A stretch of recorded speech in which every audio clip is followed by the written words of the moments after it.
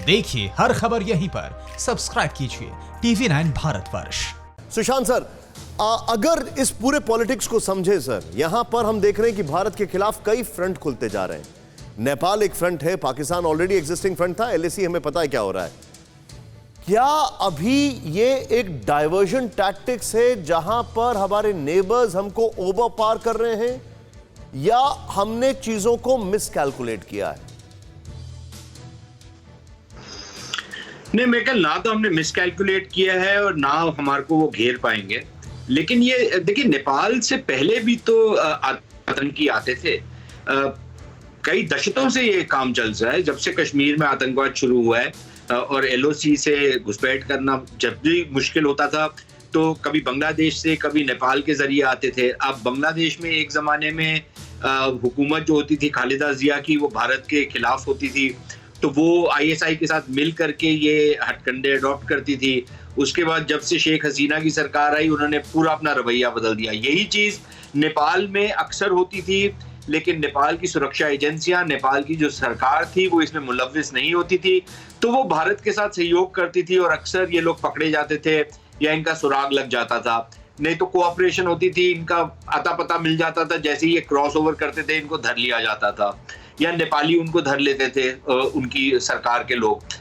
लेकिन अब जो सरकार है वहां पर KP शर्मा ओली की, ये बड़ी एक परनिशियस और पॉइजनस किस्म की सरकार है, और इससे तो कुछ भी एक्सपेक्ट किया जा सकता है इस आदमी से, नहीं, लेकिन और सर, इसकी सरकार से। और सर, अभी क्या हमारी जो स्ट्रैटेजी है अपने नेबर्स को हैंडल करने की, उसमें क्या चीन के पास अपर हैंड है?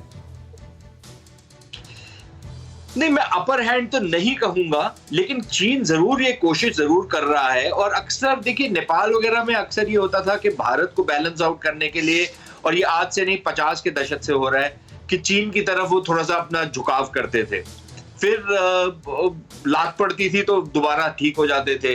ये कई बारी ये हो चुका है नेपाल के साथ और देशों के साथ भी, तो वो एक बैलेंसिंग का जरूर एस्पेक्ट रहता है। लेकिन उसके बावजूद चीन की तरफ से जरूर ये कोशिश है कि वो पैसा फेंके इन लोगों को, जिसको चीन डेट ट्रैप डिप्लोमेसी जिसका नाम दिया जाता है, कि इनको कर्जे में फंसा करके इनको ऐसे अधीन कर लिया जाए कि ये बिल्कुल उनके साथ हो जाए, चीन के साथ। और वो भारत अक्सर अपने जो पड़ोसी मुल्क हैं उनको ये वार्न करते रहता है कि आप ऊपर जब ये पैसा फेंकते हैं तो आपको ये भी सोचना चाहिए कि पैसा वापस कैसे करेंगे। सर, और अक्सर वो लोग सोचते नहीं है, और फिर वही होता है जो श्रीलंका में हुआ कि पोर्ट जो है वो चीन के हाथ में चला गया।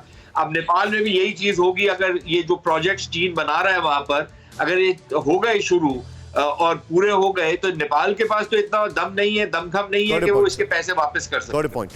अड़ी सोमवार से शुक्रवार शाम 6 बजे सिर्फ TV9 भारतवर्ष पर।